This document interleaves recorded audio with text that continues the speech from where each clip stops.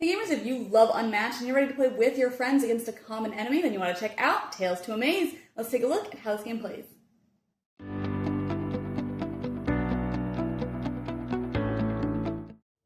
In this game, players are trying to ultimately defeat Mothman. You can also play against the Martian invader, but we have it set up for Mothman, who is technically called the easier side, so this is most likely the side that you'll want to start with.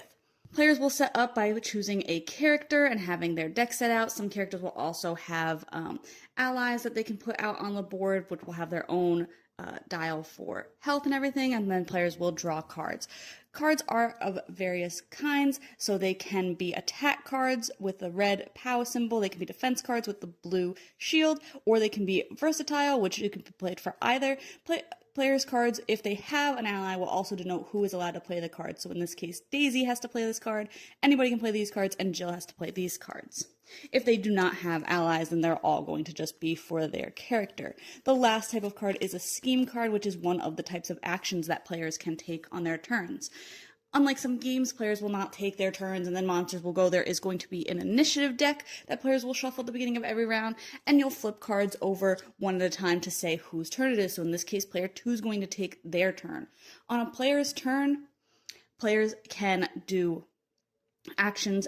Their action options are to maneuver, which would be drawing a card out of their deck, which is not optional. They must draw a card. And then they may move. They can move up to whatever their movement is. So in Jill's case, she can move 2, and they'll just follow the lines here. So maybe she'll go to that spot, or in another case, she could also potentially move Daisy. So maybe Daisy will go over there because now she is adjacent to the Jersey Devil piece, which she could attack if she wanted to. The minions that the villain has are going to have their own health dials and their own decks where they're going to have their own turns in the initiative track, and they'll take their turns much like Mothman will. We'll get back to that in a second. So another action that a player can take, like I said, is to play a scheme card. We don't have any scheme cards in this hand here, so we're not going to take that action, but another thing that they can do is attack. So in this case, anybody can play this card, so it doesn't matter that it is Daisy and not Jill. So Daisy is going to play this card to attack for 5 attack power, and then she would do the after combat afterwards, as long as that effect doesn't get canceled. The minions and villain will always defend themselves with just the top card of their deck. So in this case, the Jersey Devil has 4 defense, no ability. If they were attacking, then they would do the ability that's with the attack skill there. But 4 defense means that it will take 1 damage because we had the 5 attack, and then both the cards will be discarded, and you'll update the health dial there. Every minion and the villain also have a card in their deck that is this deception card, saying that they are a hoax. So it has no attack and no defense, which is great for the players on either end, but it does mean that their deck will get reshuffled instead of this card going into the discard pile. So it's possible for it to come up again right away, could get shuffled to the bottom, but then players will know that they have all their cards available to them again. So players will keep flipping out the initiative cards and taking the turns with the appropriate pieces. The villain and the minions will always try to attack players, the closest player, and then move to attack whoever they can get to on their turn. Ultimately, of course, trying to damage players and take them out. And then all of the minions and villain will have an end of round ability, so they might deal extra damage. The blob might put out their blob tokens, which will give players damage if they walk into them. Ultimately, Mothman is trying to destroy these bridges that start out on the board. And if he is able to destroy them, it does eliminate a pathway between different spots on the board. It'll also trigger some other effects where players will have to discard cards or take more damage.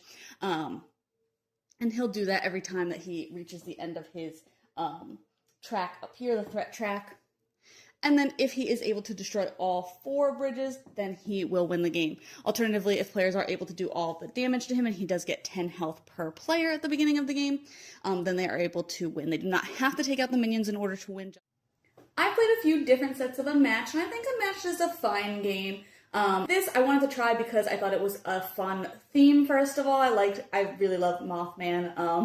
The alien one is good too, but I love Mothman. So I thought it was a fun theme, and I thought it was an interesting twist to actually have the characters play together against a common enemy. I did think that there is a lot of different variety in the minions, as well as the main villain in just scalability for how much stuff is happening on the board, how difficult it can be, and of course it gets harder with more players a little bit because you have more health on the villain, but you also do have more turns for your team. So like, hopefully that balances out overall. I felt that it was pretty balanced. I did agree with the rulebook where I thought Mothman was a lot easier than the Invader, but I think that also comes down to the selection of minions that we played with it. We happened to play the Invader with one of the minions that constantly is moving that threat track up, and the Alien Invader has a much shorter threat track than Mothman, so I thought that kind of compounded it into a very difficult scenario.